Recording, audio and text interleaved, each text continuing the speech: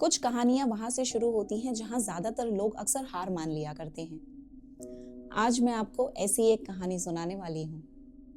ये कहानी सिर्फ एक लड़के की नहीं है, ये आपकी, मेरी, हम सब की कहानी है। पता है, अक्सर कहानियां लिखी भले ही किसी और के लिए जाती हों, लेकिन अगर ध्यान से सुनी जाए तो शायद आपके और मेरे दोनों के दिलों से जवाब जरूर मांग लेती हैं। दूरियां नक्शों पर नहीं होती, वो दिल और हिम्मत के बीच में रहती है। जब कोई चाहत बहुत दूर लगने लगे ना, तो हम अक्सर उस चाहत को नाम दे देते हैं सपना, ताकि एक दिन उसे छोड़ देने का बहाना मिल जाए। मगर उस दिन उसने बहाना नहीं चुना। मैं उसी लड़के की बात कर रही हूं जो हर रोज समुंदर के पास जाता और उसे जोरों से पुकारता। लहरों को नहीं, खामोशी को। वही खामोशी जो सुनती तो सब कुछ है, लेकिन जवाब बहुत कम देती है। लोग आते, देखते और हंसते थे, कहते कि इतनी बड़ी चीज तुझे क्यों सुनेगी, आवाज लगाने से किस्मत थोड़ी बदलती है। वो बस हल्के से मुस्कुराता और कहता, जो आसानी से मिल जाए वो ख्वाब ही क्या, और जो पल भर में बदल जाए वो किस्मत ही क्या। हर दिन वही पुकार, ना आवाज ऊंची, ना भरोसा नीचा, ना शब्द बदले, ना रास्ते। समुंदर बस चुप था। इतनी देर तक चुप था कि एक दिन तो उसे शक भी हुआ, क्या सच में कोई सुन भी रहा है। पर वो फिर भी आता, कभी धूप में जब रेत पैरों को जलाती थी, तो कभी बारिश में जहां लहरें आवाज दबाती थी। यहां तक कि उन दिनों में भी जब अंदर से आवाज आती थी कि आज मत जा, एक दिन नहीं जाएगा तो कोई फर्क नहीं पड़ेगा। लोग बोलते गए, छोड़ दे, वो खारे पानी का समुंदर है, वहां कुछ नहीं मिलेगा।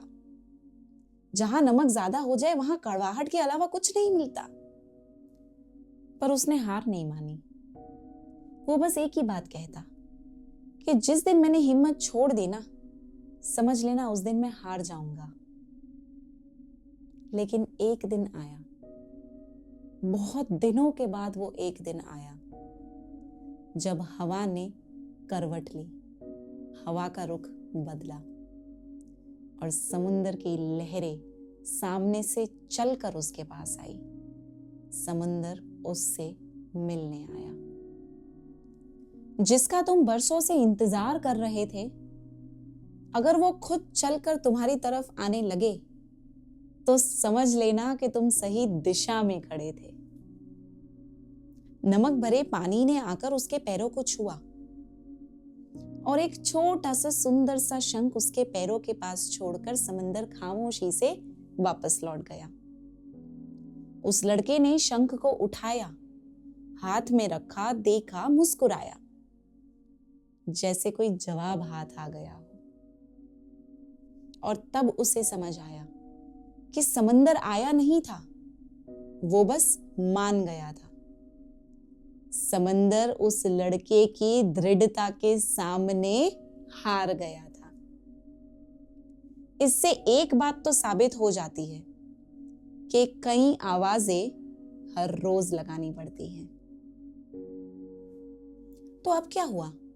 शंख में से मोती निकला? नहीं, यहां समंदर जैसी कोई जगह थी ही नहीं। समंदर हमारी जिंदगी का वो आईना दर्शाता है जहां आप जो मांगोगे, जैसा मांगोगे, आपको वैसा ही मिलेगा। Fame, money, abundance, positivity, negativity, guilt, regret. पता है, यूनिवर्स हमारी कोई भी चीज को अनसुनी नहीं करता। बस हम ही हैं जो हर बार अपने ख्वाब बदल देते हैं और उसको ब्लेम करते हैं कि मेरे तो सपने ही पूरे नहीं हो रहे। समंदर ने सिर्फ उसकी पुकार नहीं सुनी, एक आश्चर्य भी उसके पैरों पर रख कर चला गया। जिंदगी भी ऐसी ही है, हर बार जवाब नहीं देती, बस कभी कभी इतना देखने जरूर आ जाती है कि हम टिके हुए हैं या नहीं। अगर हम टिक जाते हैं तो तोहफे सामने से चलकर जिंदगी में आते रहते हैं। शर्त सिर्फ इतनी है कि हमें हर रोज किनारे पर खड़े होकर पुकार लगानी पड़ती है। जैसे मैंने शुरू में कहा था ना कि हर कहानी किसी और की लगती जरूर है, लेकिन ध्यान से सुनी जाए तो आपसे जवाब मांग लेती है। तो अब मैं आपसे सवाल करती हूँ, जवाब मुझे कमेंट्स में लिख के बताना कि असल में ये कहानी थी किसकी? समंदर की, उस लड़के की जो डट के खड़ा रहा, या आपकी? ऐसी और कहानियों के लिए मेरे साथ बने रहिए।